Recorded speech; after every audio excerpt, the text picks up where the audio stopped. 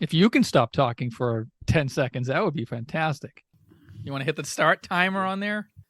You want to hit? You want to start podcasting, genius?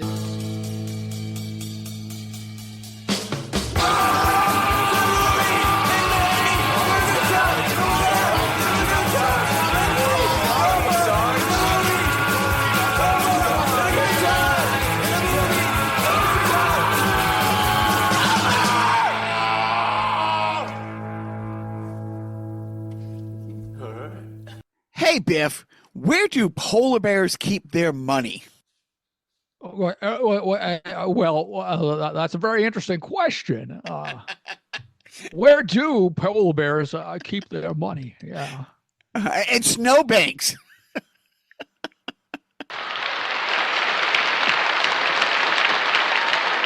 Well, you're thinking of that bank all wrong. You're thinking that you're thinking of the money as in a vault somewhere. It's not. It's in that bear's house, an igloo, a cave, or whatever. What? Yeah. Go on. Well, go on. Tell a joke. Hey, Biff, what would bears be without bees? What do you want, Mary? You want the moon? I'll throw a lasso around and pull it down for you. Ears. Bears would be ears without bees.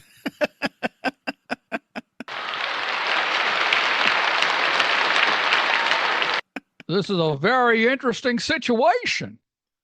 Man doesn't find himself in a situation like this all the time. Not in Bedford Falls, anyway. Or Carnival Personnel Podcast. Hello, everybody. This is Jacques. And that was Biff. Biff, you've changed over the new year. I don't know what happened, but I like it. I like the new Biff. I like the new Biff very, very much. I'm Joe. This is Joe. We'll get it right out of the way. Obviously, Biff isn't with us. We'll just talk about really quickly. All of Southern California is on fire without hyperbole. And, Biff has other things to worry about than my shenanigans. Yeah. Joe anybody's shenanigans. No shenanigans needed for him. I wish him and everyone else involved I hate to say, thoughts and prayers, because I don't think and I don't pray. So, but I do wish them the very best. Online, so many people that we talk about that we've had on here, like Sally Mullins and Dante the Comic, are posting different places that they're working with, charities and different people, like, whether it's gathering supplies, helping people, like, find shelter. Sally is working tirelessly with people's pets, like different rescue organizations and different, animal organizations to find homes for displaced pets, or find places for pets for people who are displaced and can't necessarily have their pets with them. This is just so unbelievably high. I don't have any words other than it's probably going to be the worst natural disaster when it's all said and done that our country has ever faced. There's no end in sight. So many people I am personally friends with, our lives are it's awful. So yeah, the whole thoughts and prayers, but there are things that you can do. There's places you can reach out, and anything that anybody can do is great. But the footage is just so. I haven't seen anything in a movie like this. The town of Pacific Palisades. It's gone. Just, it doesn't exist anymore. It's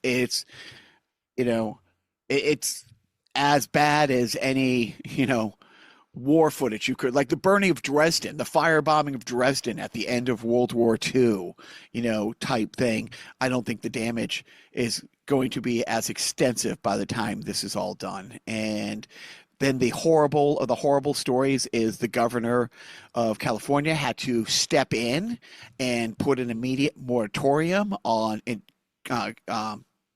insurance companies canceling people's homeowners insurance and fire insurance. Yeah, we're like they see, oh, that fire is getting close to a bunch of places that we have people insured. Well, let's drop them. Also, people are hotels and other places are just jacking up prices like beyond. Oh, your $5 million home burned down, so you have some space on your credit card. So this $100 room is going to be $1,000 a night. I mean, it's just you see some stories. Management showed me the story. This guy screaming with the firefighters. His two story house inflamed that his cat was inside. They went and got his cat. And as somebody who owns a couple cats, we have a couple cats you would never find. Like they're not Mm. friends with strangers and would hide, but this guy came out and it's like you see those amazing stories and you see people stepping up and you see the best in humanity and then you see insurance companies. So 2025 is off to the horrific start that we thought it was, Joe. But how are you? I'm better than what you just described, I guess. I'm just looking at a map of the current situation of the fires. And yeah, so the Palisades fire, they say right now 23,713 acres on fire. And then there's also the Eaton fire, which is in the Altadena area. That's 14,000 acres. So, and there's also like a smaller fire called the Hearst Fire, which is in this like near San Fernando Valley, I guess. I mean, right now, like the Getty Center, like it is Or San spreading Fernando. where, and so the Getty Center is I lived in North Hollywood and it's between North Hollywood and Santa Monica. And before the Getty Center was built, I want to say like 97, 98, 98, 99. I drove for couple of years from North Hollywood to Santa Monica for work. That whole area was on fire. Like, and it Mm. was one of those, well, we're just going to let it burn. Like, we're going to contain it from this area. But at this point, and it was just weird for a week to drive to work and see a forest on fire. I mean, it was just the most unreal thing. And I can't even imagine what this is. Our friend, one of our friends lives and what you thought was safe, but she sent us a map and she's like, well, if it jumps a 101, like it could get, because it's down in the valley now in some places. Our friend Renetsky works at the hospital, one of the hospitals in Santa Monica, and now they're trying to figure out how to move patients because not only is the fire spreading, the air quality is so bad. Yeah. The air quality, I mean, you can only have so much filters and stuff like that. You know what I mean? But everything Yeah. about this is just so tragic. So many close friends. I've been on the phone with so many people. I personally know a bunch of people who have left their residency and don't really know what's going to happen. I have one friend who has a historical, giant, beautiful house that had put out on Facebook and all social medias and texting friends saying, "Hey, anybody needs a place, we can accommodate about 50 people." They're now moving out of their home. Like they, a week ago it seemed safe for them, but it is no longer guaranteed that it's not spreading towards them. So, um, anyways, it is. I'm not going to say thoughts and prayers because they don't do anything. But what does do things is there's all kinds of very, very, very, very credible. Follow people that you know in the area who are posting, hey, you can donate here, you can send supplies here, you can Amazon, gift like, donations X, Y, and Z. I mean, there's going to be plenty of scammers out there, but Hmm. specifically if you follow Dante the comic or Sally Mullins, those are two friends of the podcast, two dear friends to both Joe and I, and they've been posting just great places to send um, more than your thoughts and prayers. So whatever you can do. And if you have friends in the area, just check in on them and let them know that you give a fuck. Uh, anyways, with that horribleness out of the way, Joe, what's the latest with you since the holidays? We haven't chatted since the new year. Well, let's see. I've been um I've been sitting down. That's good. Good, real I've been good. staring at a lot of glowing rectangles. Some Oh, people call them yeah. screens. Oh, okay. Yeah, I'm doing a lot of that. Are those screens electronic? Yes, of Okay. course. All right. No, no. Hey. Yeah. No, they're not windows. What are you Yeah. crazy? I'm not Okay. looking outside at all. Outside. No, I'm just, just working 9 to 5, trying to make a living. Um and Keep going. yeah. Yeah, not a lot of activity to report. Certainly not enough to populate a podcast. But I appreciate you asking me what I've been doing, just to sort of balance out the amount of voices on this particular episode. But nothing to report, really. So I guess I'll just talk for the next 90% of the podcast until you Yeah, sign off. yeah, Okay. just do what you do best. I'll chime in with a yuck or two, and then So here we go. We'll start with New Year's. So New Year's was great for me. I got to host a show for Mike Katrobis. He sent me down to Whitensville, Massachusetts, to a bar show. We hoped for the best, planned for the worst, because Mike had never dealt with this establishment before. They had no online ticketing. It was like, oh, here's just the bar number. Call them. It was a early show. It was a 6 to 7:30 show. Came with a free taco bar. A friend of Mike's recommended it to these people. Turned out to be a great show. Absolutely great. A couple people I've worked with before, the Comic Barbarian, Mike the Comic Barbarian, or just Comic Barbarian on the socials, shows up in a full leather barbarian outfit and kilt, a jacket or a cloak, a fur cloak. Yeah, I mean, dude, he's all in. He's all in. It's like the January 6th shaman, the QAnon shaman. Not the same political leanings, I believe, but yes, you get the full picture. They shop at the same store, Marno. And then a kid, Zach Valencia, good follow on socials, young kid, 24, 25. Worked with him a couple times.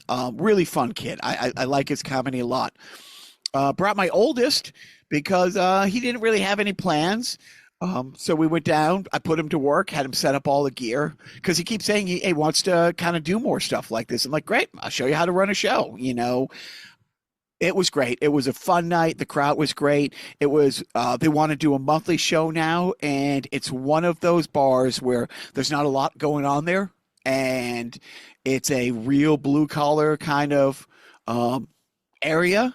It's almost, I'd say it's in the industrial part of town, but there's the rural part of town and the town where there's more than 2 buildings within 300 yards kind of town. So, right.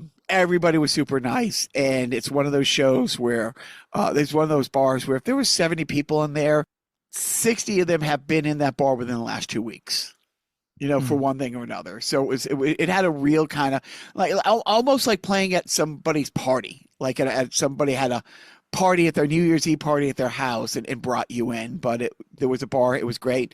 Gave me plenty of time to make the hour drive to Andover to see our good friend Anthony Eugenio it was a great show. 4 great comics on that. It was Anthony, Matt P. Brown, Justin Hoff, and Zach Morin, and all good follows, all good comics. Not a great show. Not on their part. They all brought their A games. It was a room of very old people. And it was a full night of entertainment, and there were some people who wanted none of these shenanigans and wanted to get straight to the dancing part of it. And there was some. I was wondering if there was like a bingo board set up. Dude, it should would have gone over better. Just call the numbers, dude. We don't want to hear your jokes. Instead of telling jokes, if the 4 of them took like 20-minute shift calling bingo balls, it would have gone much, much better. But there were so many problems with the venue where there was package deals. If you get a room, you get a ticket to the plays, but that kind of wasn't clear with the people running there were so many things that by the time Anthony got to the mic to start hosting the show, they were already, the hole had been dug, Yeah. And they dug their way out of the hole, like bit by bit, like Zach did his part and Anthony did his part and Matt, like by the end of the night, it was fine, but it was one of those shows where So many things went wrong that had nothing to do with the great comics there. And but as that was going down, we get word from our good friend Wayne, who was hosting another show. Same thing. I won't out the name of the place, but a brand new, an established, very nice higher end hotel that just did a rebranding, and this was their first big function. And if there's something that could have gone wrong on the venue side, it did. It did. It was a packed show, but so many people. Example: the show started like it was 8 to 9:30 show, I think it was, and there was a kids area, so you could drop off your kids. And I guess the kids area closed at 9, so the show's not done. And now people who are out having a good time on New Year's Eve who don't want to be near kids, their own, but especially your fucks, are now also like, what is going on here? Why are there kids in this room now? And so now you actually get to, if you were there, you could have tested out your theory. How old do other people's kids have to be before you can hit them? Yeah. So Wayne could have answered that question for you. Right, 100%. Well, Wayne or his new friend. So Wayne became a duo. Wayne became a comedy duo. With Anthony, right? No. Anthony was still in Andover. That's right. Taking out the hole with the olds. No, a lady who decided she was going to be part of the show, which ended up her sitting on the stage, critiquing his material in real time. Which led to a phone call between Mike and all the hosts of his shows, and it was really great. Mike was like, yeah, boy, did we all learn a lot of lessons tonight. It's like we should have had an older comic at that show. We should have had this. The one show that shouldn't have gone as well as it did was mine because we knew nothing about the location, and I'm not good at what I do. So many things could have gone wrong. But the greatest thing that Wayne said, and it's so savage that he says, I don't want to really say it, but I'm going to. He's like, he hopes that woman gets dementia and forgets the faces of her children, but remembers his and his jokes that she hated. It was like, and we're all on a Zoom call, and we're all like, that is the worst, most horrifying thing anybody has said, and can I please use that in my act? Type thing. Why? It's the meanest thing. Oh. And yeah. So it was, but you know what? I mean, we've talked about it before on this with so many comics that hecklers, and I don't know if it's really hecklers or just people who ever since the pandemic started watching a lot of Matt Rife online and think that, oh, he's just waiting for me to be part of the show. I think it's just Gen Z growing up. That's all it is. Right? Is that what it is? Yeah, I think it's these young punks, these young 20-somethings who think they, who think that everything is interactive and the whole world is a comment section. Well, guess what? Yeah, right, exactly. Well, the comment section, Mike the other night absolutely killed it at Nick's. First of all, I'm going back a step. So New Year's was great overall for me.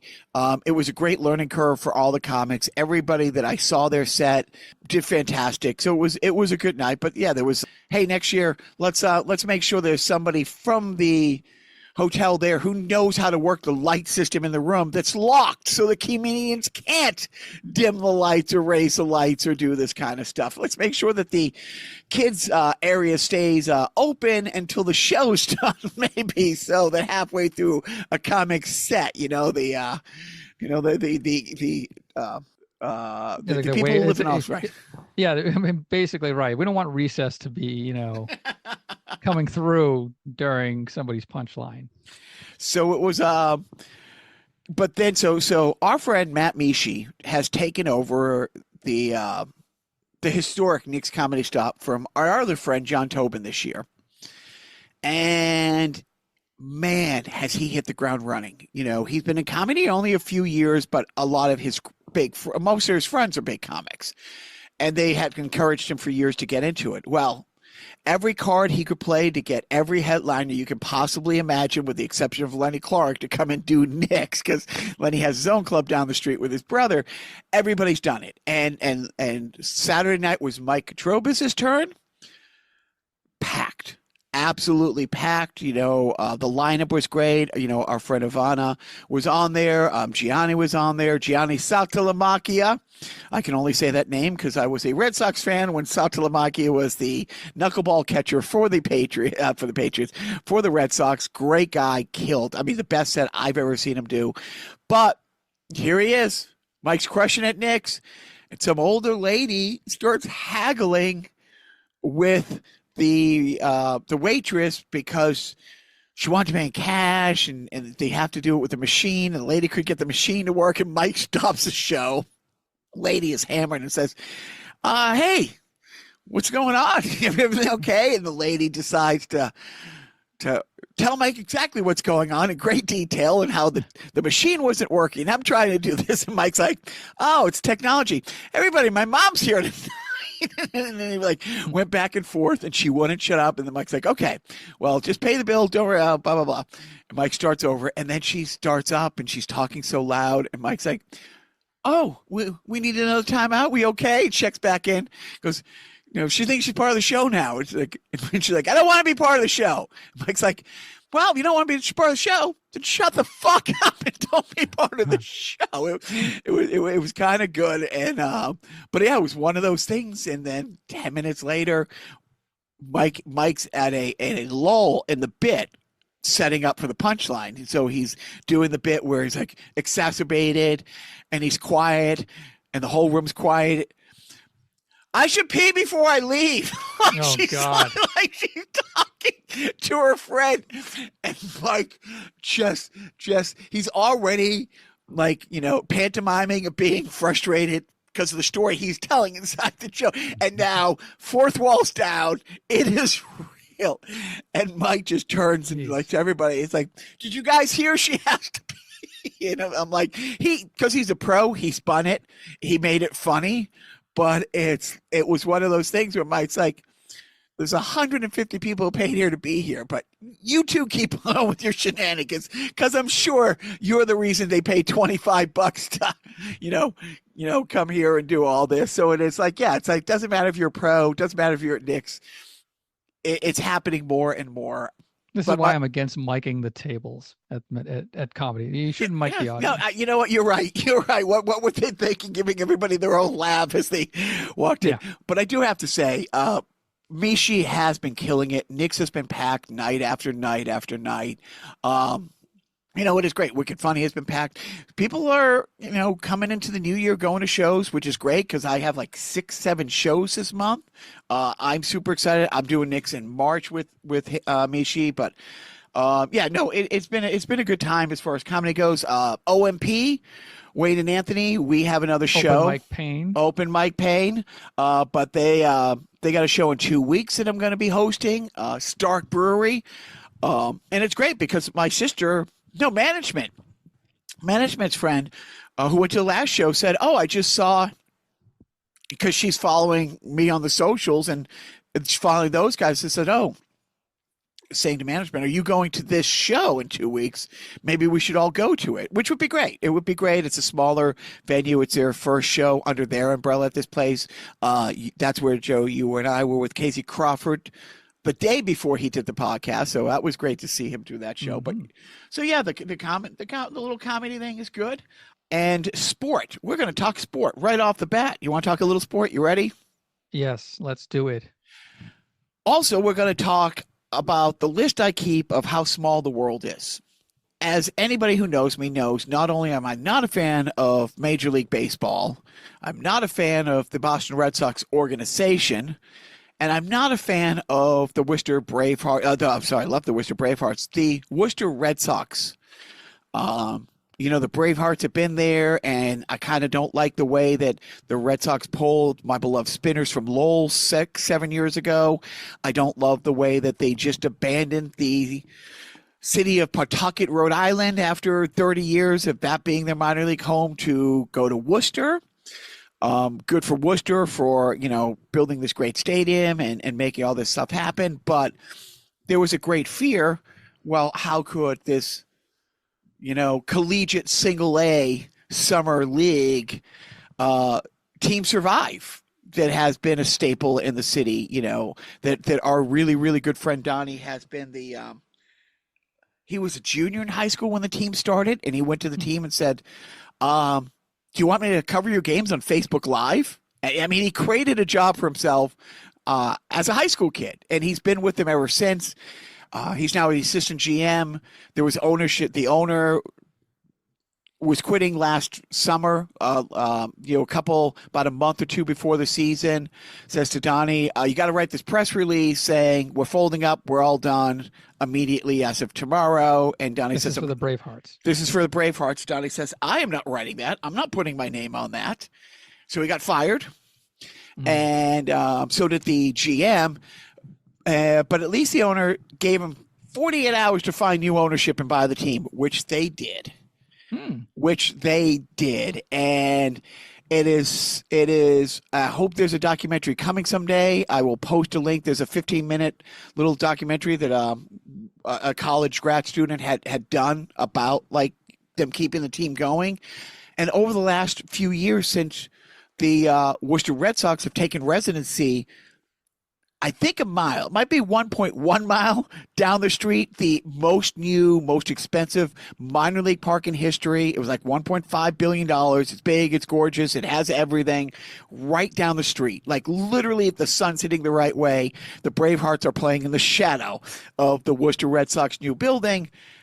And yet, because of their grassroots, because of the events they have, because of they're just so entwined in the community, they led the league again in attendance this year.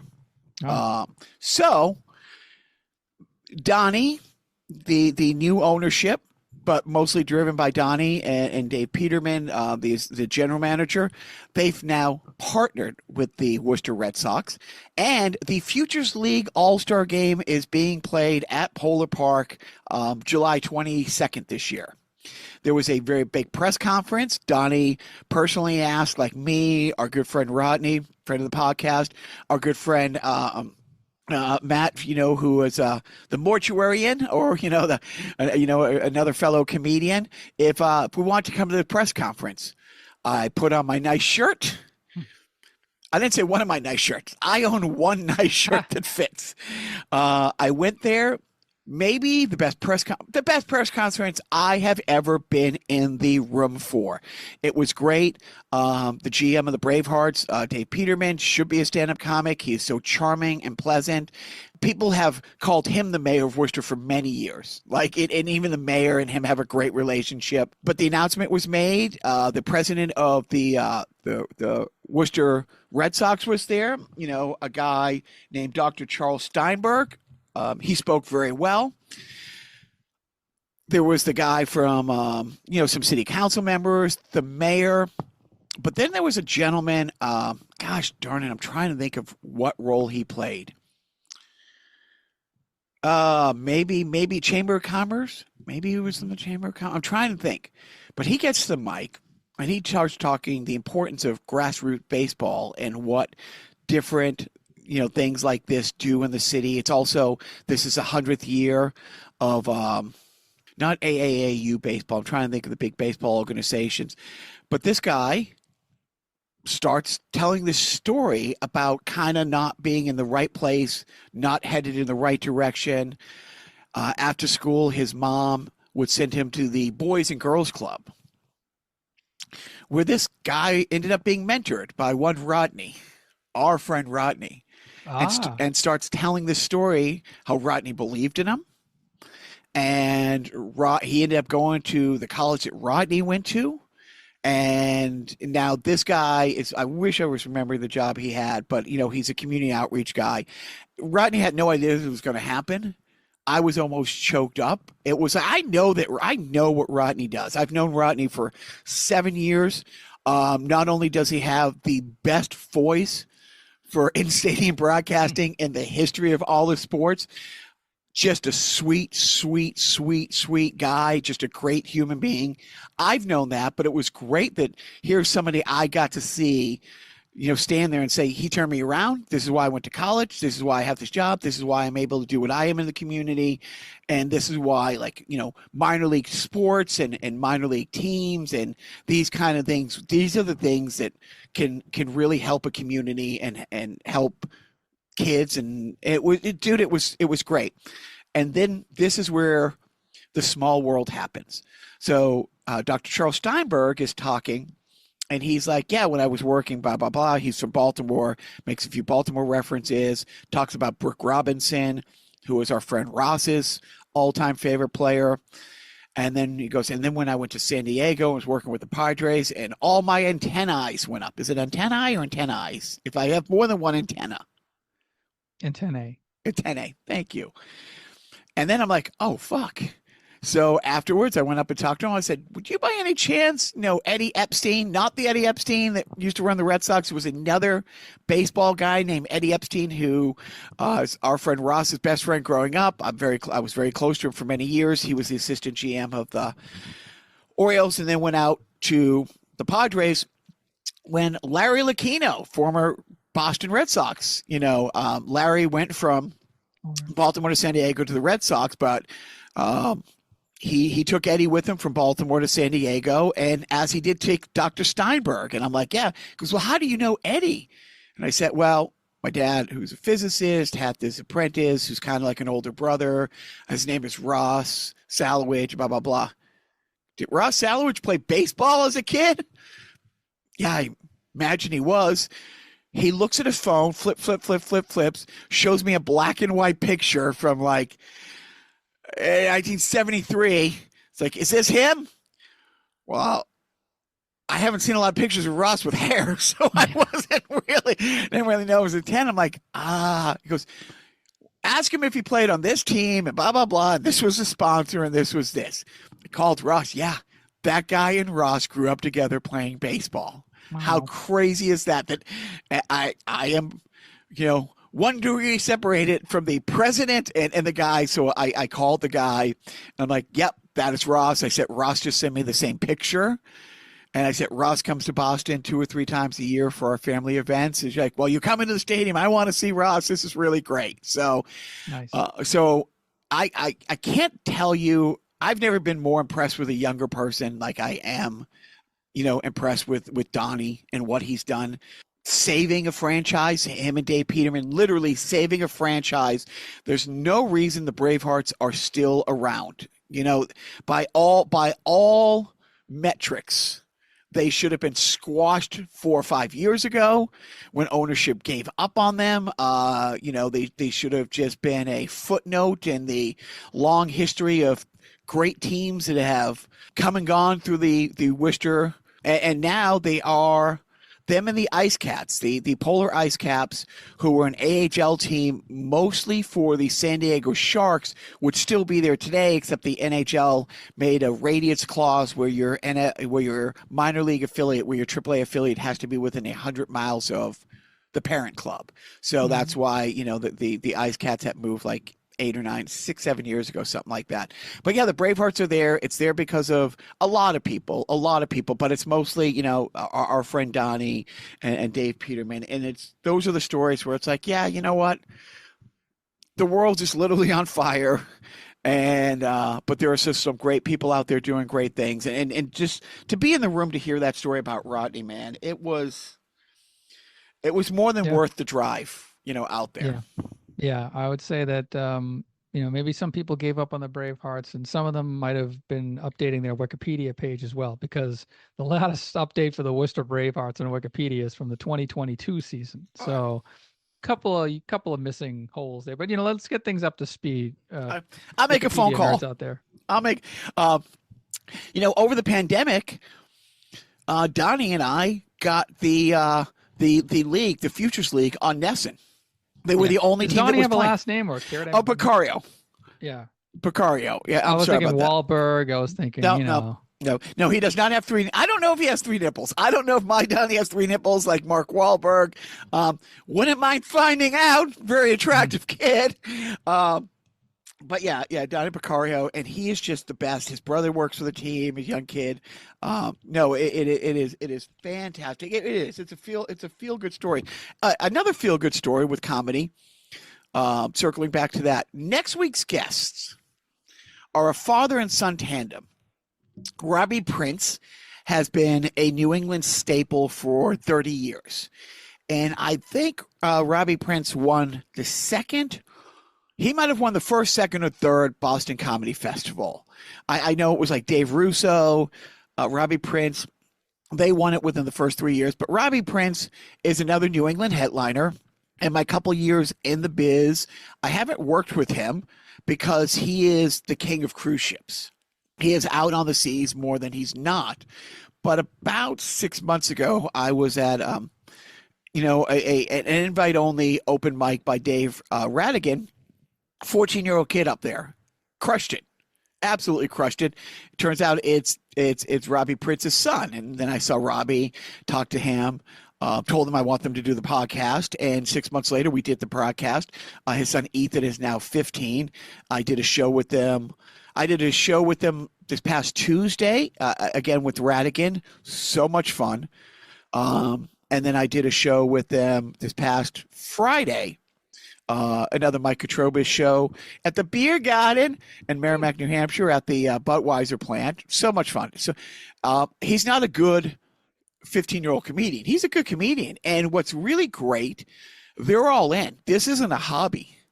This isn't a hobby for the kid. And you'll hear about it on next week's podcast. So I don't want to, but it's like one of those things where a couple people have said to me, it's like, well, I mean, he's setting the kid up for unrealistic expectations. Comedy's really hard. I'm like, look, I have a niece who's gone through the hockey channels, and she's on scholarship at a high school, and she got a college scholarship.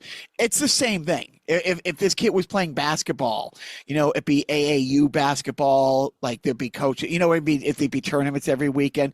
It's just that his thing is comedy. You know what I mean? If his dad was a basketball coach or, something like that, but the dedication is there. The kid's good. He's also a good kid. Dad's a really good kid. You'll hear that next week. But yeah, I got to do 2 shows with them this week. I didn't mention that when I was giving the comedy breakdown. But yeah, tune in for next week. The Prince Boys. That was, and it's fun. Just it's great that my circle is expanding as far as like the people I get to do shows with, that I get to know, and the more I'm finding out, there's more of these people, like just really good people, supportive people. There's gatekeeping, and there's cliques, and there's shitty people, and I've dealt with them. But I'm right here. I thought I was talking to the real Biff. You know what I mean? It's like but it is great. What else are we doing? Circling back to a previous guest. It's good news, bad news. So management hosted the podcast with our friend Lisa from Eddie on Wheels. We talked all about the wheelchair we got for our dog Trexi. I put a video together, put it up online, almost immediately got like a few thousand views. So right now it's had about 24,000 views, well up like over 1,100 likes. No applications. like no applications. And all the comments like, oh my God, she's so wonderful. Oh my God, she's amazing. Oh my God, look at her go. Oh my God, I love her so much. Fill out a fucking application. She's great. She's if we had, the thing about rescue and people, it's hard to understand, and it's hard for me to understand. We do get attached to these dogs, and they are so great. But like right now, we have put our names in the hat. If a couple dogs are can be flown here or to New York, we will take in a couple displaced fire dogs from Los Angeles. Mm-hmm. There's always room. You know what I mean? Do they have to be singed? No, no. I know you have a penchant for taking in disabled dogs or dogs with, an odd number of legs, as you put it. That's your line. That was a great line. Hey, don't break the fourth wall. but it's true. He's like, yes, we do have one dog that has its perfect eyesight, perfect hearing, all its appendages. A little off-putting, to be honest, but So they're the black sheep of the family, basically. but yeah, but it's like great. People love the video. It was nice. It was nice that management did the podcast. It was nice that she got so much positive feedback. It was nice that so many people love this video. But and we didn't put up anything like here's a link to Eddie's Wheels. We put that it's a 503 and people want to go give them money. They should. They have Is it lots a of sponsors. 501c3 or a 503? Yeah, sorry, 50. It's being the dyslexia. It's 501c3. Okay. 501c3. I'm going to write that down. Maybe it will sink in 501. You can remember C3PO. You can remember 501c3. Yeah, but then I remember KDSO. I remember B2. I remember BB8. I remember, Huh. but yeah, it is. It's not. I don't want to say disheartening, but it's like it's got shared on other rescue places, and people love her. People are amazed. You see this two-legged dog. There's nothing but joy and happiness, and a cupcake stealer because she can jump up to get to a counter and snag a cupcake off, and we learned that the hard way. But it's like not one application, like 24,000 views, 1,100 plus likes. One application be nice, just a one.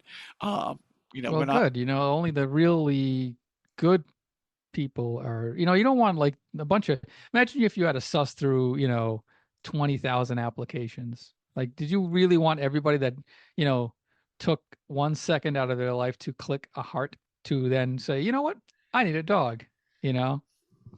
Yes, because then we would find them other dogs. Then we would say, oh, well, Trexi found her great forever home, but take a look at Susha. She's great. She's, visually impaired, but she is awesome.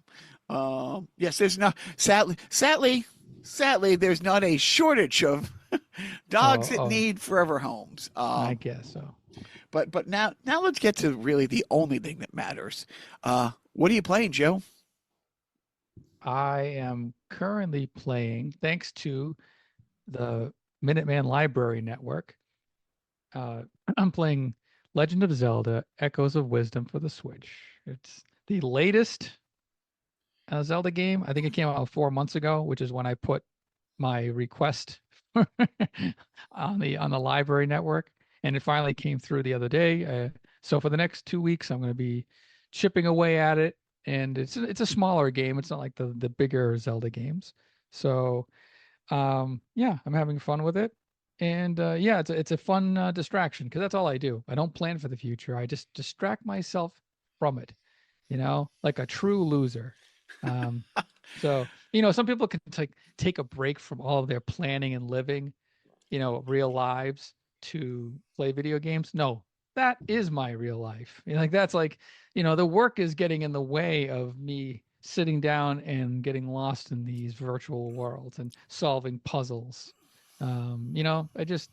That's what giving up is all about, baby. Just sort of, you need something to bide the time. Don't you have to try first before you give up? Yeah, you're right. You're right. I've tried to streamline the process. Again, me walking through the raindrops. I don't even want to do the try-in before giving up. I just want to go straight to the up. Because I did. I told management the other day, I've had it. I'm going to quit my job. And she's like, you don't have a job. And then I went back to my office and edited some more comedy stuff that nobody will ever see or hear and pretended that was a job. Just because I don't like or share it doesn't mean I don't see it. Oh, yeah, I have not. My boys are still trying to get me to play the Batman game, but I don't want to play it until Batman from MetaQuest. Batman from MetaQuest. I don't want to play it until I can play it? Like, I don't want to be interrupted, Well, that's never going to happen. You're just not. No. There's days where it's like when I would go, like a few weeks ago when I was in New York for a few days, I would have a few hours of meetings in the city, and then I would spend time, at my office at the Albert Einstein rest stop on the Jersey Turnpike. I could have squeezed in 4 or 5 hours. I could have foregone a little sleep, and nobody was going to be knocking on the door, and nobody's going to be, well, I want to play now, like type thing. And I could have, really done that. Maybe if the next trip that that management has a work trip, and if I can get the little guy, hey, Grammy wants you to come over for the next 2 days and buy you stuff, then maybe I can squeeze in some time. But I want to at least have a little time to like be immersed in it. And Yeah. Is the and MetaQuest something where you need to hook? This is, I mean, now we've gone all topsy-turvy. I'm asking you a video game question about technology. Is the MetaQuest independent of a computer? Do you need a no, computer to, no, no. But it's not like it's just like the Oculus. It's standalone. There's no cartridges. Everything is downloaded. you just need an internet connection That's it. while you're playing as well, No, right? no. Once you download it, like, you know what I mean, you can play it in the car. Like if I'm doing a road trip and the little guy's with me, yeah. If he wants to play online with somebody, Mm. you'd have to be online, but you So it's don't need to all be contained online. in the visor. Exactly. It's Huh. so like anything else. Like when we bought it, I bought the lower end model that has X amount of storage. It's all about the storage. The only difference isn't the controls are better, the headset's better. It's the amount of storage that's inside, I see. and that's it. And it doesn't matter if you have the storage inside, because if you are online, you upload the games to the cloud. Yeah. So that's how that works. So yeah, so Okay. I would definitely want to play it. But that's, honestly, that's the only reason I play Resident Evil so much. It's like I can pause it, I can play mini games. I don't have to think about it. And but because when I've got into the other Batman games, I've really at those points in my life had time. But I had sent Joe, and I also, I sent it, also to my buddy Wayne, just so I know I put it out there, so it makes me hold myself more accountable of the things I wanted to accomplish this year in content creation and stand up and writing. I want to do X number of shows. I want to do X number of type of shows. I want to write X number of, sketches. Ooh. I almost blew it there. Well, for you, it's skits. Like I said. Yeah, little skits. I want a draft of the sitcom that we've talked about, that I actually think I got the first act in my head last night or the other night. I was like, oh, this is going to be great. I'll work on it But tomorrow. they've already written a show about a talking robot girl. And it's What? called Small Wonder. Yeah, it Oh, came out in come the on. 80s. Wait, Yeah. no. Yeah. Sorry, man. I hate to burst your bubble, but it's been done. The homecoming episode of Little House. Yes, it's the homecoming episode of Little House on the Prairie. So that's why I have put that out there. I'm like, yeah, if I say I want to do these things, but and not that you're going to call me every couple of weeks and say, doesn't seem like you're headed towards these goals, My goal is to read your goals. But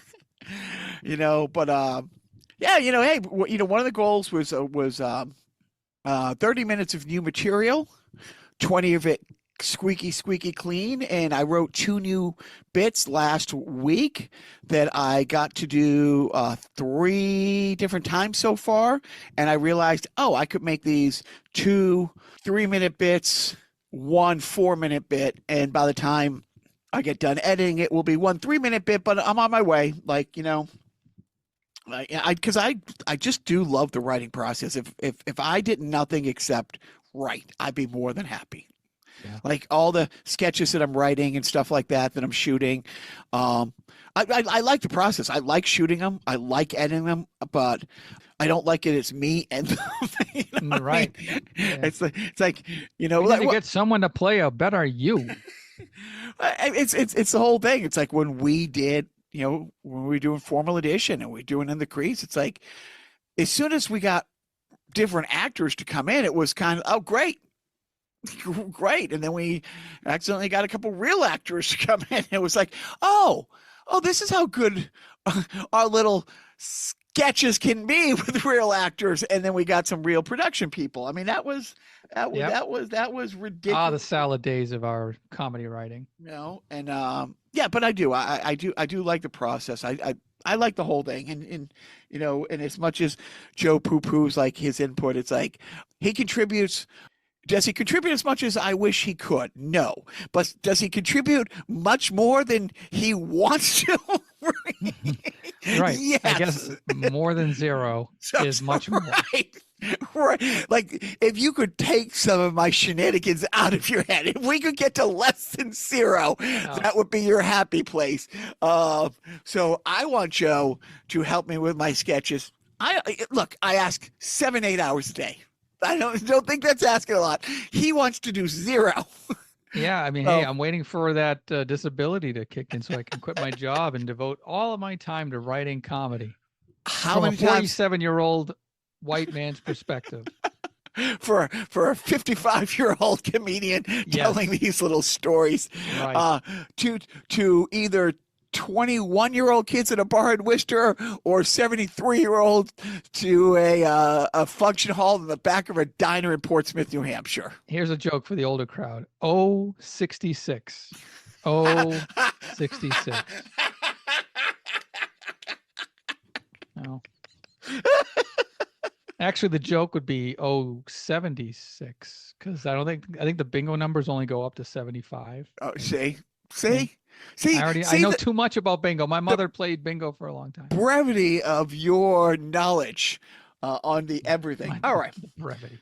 So, so before I say, hey, Joe, what's your parenting tip? I got to tell, breaking down the fourth wall. I got to spend a little time, almost a full half hour with Joe's eldest son the other day. Locked him in the car, child locks on, and had a conversation. He's a great kid. Always been a great kid. Oh, yes. I can honestly say He's 25. He's I not a re, kid anymore. I remember I remember day one. I Yeah. remember day one, and I remember him A being lot less 25. slimy now, I think. Yeah, yeah. It's like, and I was thinking, oh no, that's my kid who doesn't like the hygiene. But that's, you know, Yeah. um, But yeah, you remember day one and now dude, you're dude. So you got plenty of parenting advice because it was delightful. It was fun. He's charming. He's funny. You and the missus have done a great job. But if you have any knowledge for people who are like horrible fathers, like our friend Scotty Mhm. Black or something like that, Like, maybe you could throw a gem out there. I would say to those, parents out there, especially of older kids in the workforce, if you know that your friend is going to be, a half a block from where your son is getting out of work, and that son doesn't have a mode of transportation other than public, and your friend has a vehicle, then yeah, you just casually mention, hey, by the way, I think he's getting out of work about the same time you are. Just, maybe you can come by and say hi or whatever. And then, knowing how good-hearted your friend is, you just know that your friend will offer to drive him home to your home, not to his home. I mean, honestly, 6 of one, half a dozen the other, really. I mean, if you want to take him on, I'm sure you would be more than pleased, although, you know, um, See, yeah, always deflecting. As far as a parent, grandparent shout out, hmm. Al the Toy Man. Now, Al, the featured extra SAG actor, Al, welcomed his first grandchild into the world since our last Oh, podcast. congratulations. So, and it's funny because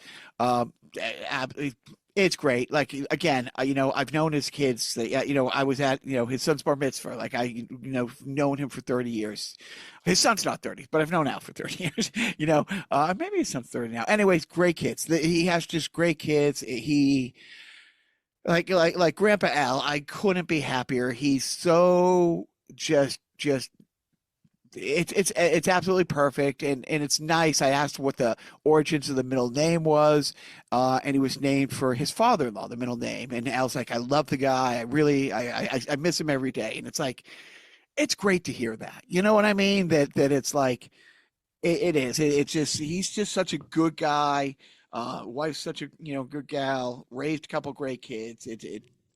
You know um Yeah, so good. I hope everything works Congratulations. out for their house because they're in that, hey, take what you can and get out. We don't know what's going to happen soon. So it's one of Mm. those, wow, what a great way to start a year. Or the end of year, you born in 2024, but I Okay. just wanted to say that, I mean, that kid's, I'm so happy for Al. I'm so happy for that kid to have so many great people in her life. So shout out to Al and congrats. And, and again, with the world on fire, it is nice to have these little stories now and then. Yeah. Uh, Yeah. So, yes, congratulations, Al. And if any of my children are listening and get any crazy ideas about having kids of their own, don't. you know, yes, I've said it before in all honesty, hoping, my kids would be, straight and promiscuous in high school and irresponsible and knock somebody up that I could then raise a baby because I don't want to wait 30 more years to be a grandfather. And I would love to have another baby in our life so I can mess that kid up too. But, No. not in the cards. Do I want them to get married? No. Yeah, crank out a couple kids for me to raise. Sure. Sure. You know what I got my kids for Christmas? Vasectomies. All right. That's how I roll. Oh man. My parenting tip is just, and I've mentioned this before. My kid's on the swim team, and like most kids of his generation, he is stocked to the brim with unwarranted confidence. Mm, um, but he was on the swim team last year, and it was one of those things. Grew up at the beach. We went to the Y a lot when he was a kid. Good recreational swimmer, not as good as he thought. And then he took lifeguard training, 3 years ago this February, and was unprepared of how much harder it is to do that kind of swimming. And he struggled, but he passed it, and he's been a lifeguard for 3 years, and he loves it. And then rolls into high school and it's like, well, I've been a lifeguard for 2 years now. I'm just gonna walk on the swim team and rule the roost. And found out it's like, oh, these kids swim year round and compete and don't spend 16 hours over winter break for playing 16 virtual days swimming. playing virtual swim. He's playing a fishing game. He's so water based. You're losing the light. Anyway. But but it's nice because he was rookie of the year on the team last year. In a meet this past week, he was in 2 relays, so he's one of 4 in a relay team. The relay team won those heats. I think they're called. I'm still trying to learn all the sport terms. So he's 2 for 2 with that, but that was a team driven thing. But his part of it, he started with the lead and extended the lead by the time the 4th person, because he was the 3rd person in each of those heats. And then the 2 individual ones, one he won, and one, and I said it. I think I sent Joe the clip when I say, if his fingernails weren't cut, Yeah. he would have either won or tied. Like, that's how close it was. And he felt good. He was a swimmer in the match, swimmer in the meet. It was great. But a couple of weeks before, they're a Division III school. They were up against a Division I school that has their own bus. I mean, it's unbelievable. And he lost a butterfly thing by 10 seconds, maybe. 8 to 10 seconds. He was in 3rd place. There's 6 swimmers in the pool. He was in 3rd place. And he was so mad at himself. But then I looked at the sheet. He had taken 8 seconds off his best time. Yeah. Like, going up against better. And I explained to him, I'm like, dude, this is it. This you won. You're competing against yourself, really. That's it. Like these kids do it year round. They've been doing it more than the last 2 years. Both of the kids are like probably 6'1", 6'2". You know what I mean? They've never seen a carb in their life. You know what I mean? Swimming is their life. They're going to do this in college, and you held your own. It's like, hey, seconds is a lot. Behind, but the 4th place person was probably 6-7 seconds behind my kid. Yeah. So I'm like, dude, you won. Like you beat your record, and when you're in a race, when your previous record was 38 seconds, and now it's 29, dude, you shaved your best time by like 25%. Yeah. That's a huge jump. So I did. I remind him, it's like, dude, just compete with yourself. I mean, push, but it's truly not. You're not going to beat those guys. not now. Like, but you can see, look, if that's what you want your thing to be, can you do that? Can you get there if that's what you want? But if you want a life balance of, you know, being on this team that is good, it's a competitive, and you've already, this is your second year of varsity swimming and 1 year of varsity football on your belt. I didn't play any varsity sports in high school. They wouldn't let me, but that's a different story. But I'm like, yeah, that was my parenting tip to Those him. It's like, pesky grades. uh, Nah, I'm just. yeah, it was. uh, I I wish don't it want to get was. into I wish they got into that. Because then Let's I'd just be go with like, that. yeah, I'm dumb. I Yeah. can't read. Don't let me play. It's like, look, if you can't read the name on the back of the jersey, then you can't play on this team. You know, Oh, that's why I only went to Denny's, because I could point at the food I liked. I could go for some Denny's right about now. Oh, are there any? In my heart, in Yeah, my are soul. they everywhere? But I'm going to the good Denny's in my heart, Oh, not yeah. the bad one. No, no, that one. The That service was one, okay, but the hot the cakes, oh, it steak. was a little bit, Yeah, yeah, not not the not smell. the. Before I sign off, so next week's guest is Robbie and Ethan Prince. Oh, you know what? We didn't even talk about last week's sideshow guest, Emily Rosowski. Yeah, Emily Raskowski is a very good guest. She was funny, witty, gay in all the terms. I don't know. Sorry, I was watching what was it, White Christmas, Yes. and there's a part where one of them goes, well, you do find me charming, witty, gay, and of course I'm like, that means something different now. But it also means the old thing too. Anyway, Emily's all that and more. Yeah, And we it were was happy super to have her fun. on the podcast. And hopefully she'll be, you know, um, back later in life I when think I have a she's, show with her next month. I oh, think I have yeah. a show with her next month coming up, which is great. Yeah. Yeah, You showed me that's your calendar, and, assuming all the dates are accurate, you have a full plate ahead of you. Yeah, it's great. It's absolutely great. More to talk about. In the coming months. Mike Katrobis and I are going to be running a 4-week course for this veterans organization. Another 501(c)(3) called Hidden Battles. I'm going to be running a teen comedy class at my sister's library. Over February vacation. Her boss went to the show with Christine Hurley and mistakenly thought I know what I'm doing. But it's nice because I told Ethan Prince, I saw him the day after my sister asked. I said, "Hey, it's going to be a teen class coming. I'm going to have a showcase. Guess who's headlining it?" So which will be great for them to see. Oh, there's a kid who is in comedy clubs a couple nights a week doing this for real, getting Yeah. paid to do it. So you're saying there's a chance. So that is great. So and then hopefully, yeah, we have more guests coming up. We have a quite the ambitious list of guests for 2025, because as the recap show a few weeks ago, we killed it in 2024. We really killed it as far as guest goes. Just me and Yes, you you did. sucked. You and I, but the guests Yes. were fantastic. So Mm. yeah, so the bar has been raised, challenge accepted, and I'll let you let you close it out. Oh, thank you. Well, happy New Year to all those listening. Yeah, it's not a happy New Year. I'm sorry. It's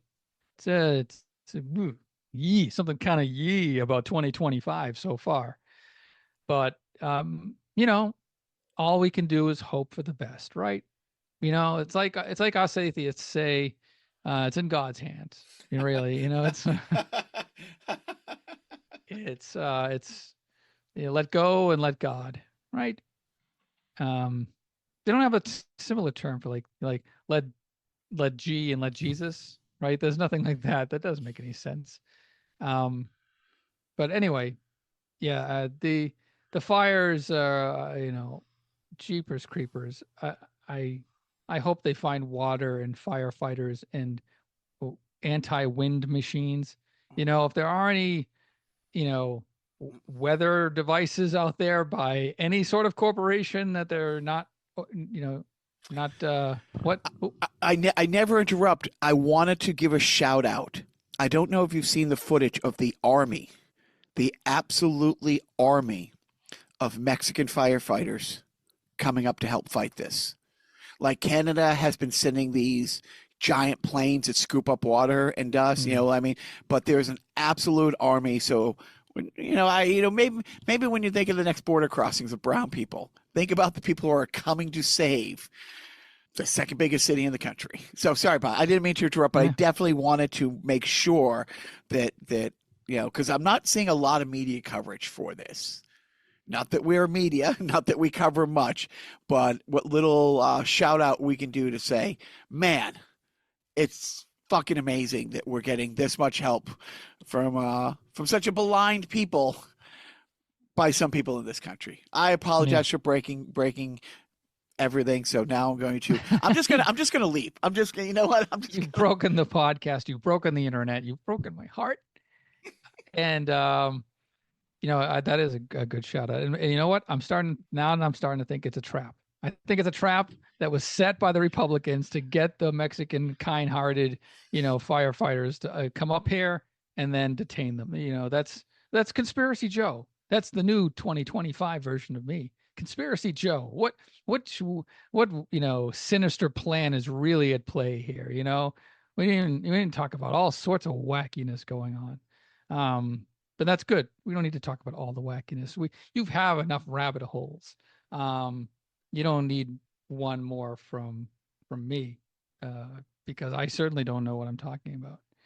Not that these other conspiracy theorists, imagine that. Don't listen to those.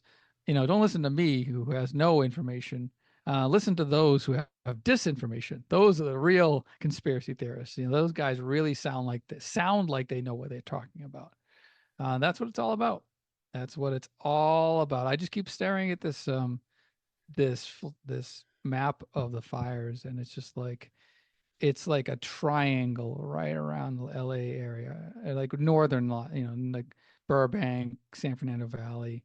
Um, yeah, it's scary stuff. Scary stuff.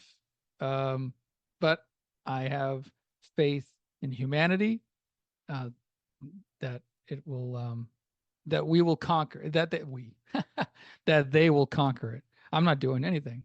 I'm just sitting around, just waiting for the big fire, if you know what I mean. Wink. Uh, there's no big fire. There's nothing bad. Nothing big bad is going to happen. Everything's going to be just fine.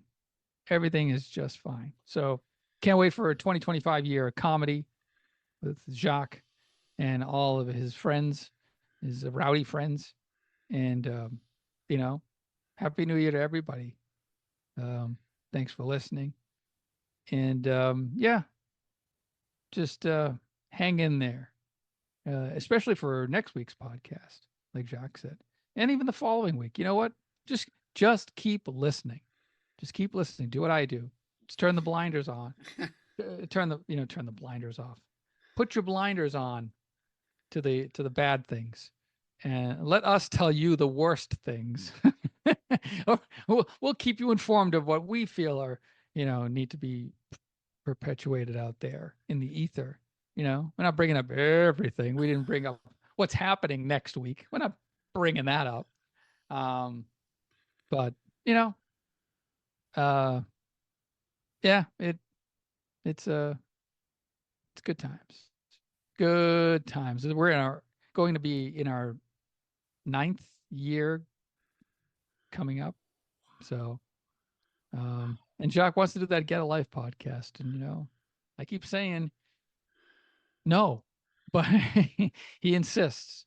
It's one of his dreams. And why did I bring it up just now? I don't know. I'm just trying to fill time. Why am I filling time? Why don't I just end it? Joe, you've always wanted to end these podcasts. Why are you now extending it? Because I am a sadist. That's why. I like the pain. I cut myself to feel. That's what I do. what is That's, getting yeah, that's right. dark? me talking at the end of the podcast is the equivalent of cutting. It's just no self-harm intended on that joke. No, I don't know. I'm losing it. I hope nobody that hears. I hope nobody that I work with listens. Joe, why don't you share any of our, videos on social media? Why don't you fucking share it? Why don't you, get employed by a company that maybe would frown upon these sorts of things and share it? Shut up. That's what I say. All right, good enough. Thanks, everybody. See you next time. And don't forget. Here she comes again. The whole damn world's pretend.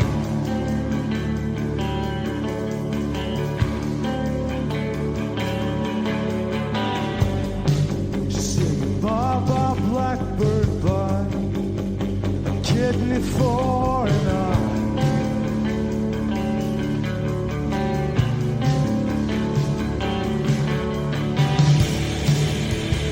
Pepsi's on a tear, we're constant off the air. There's no one left to keep her sane. 3 years of metro down the train. Busy knows it's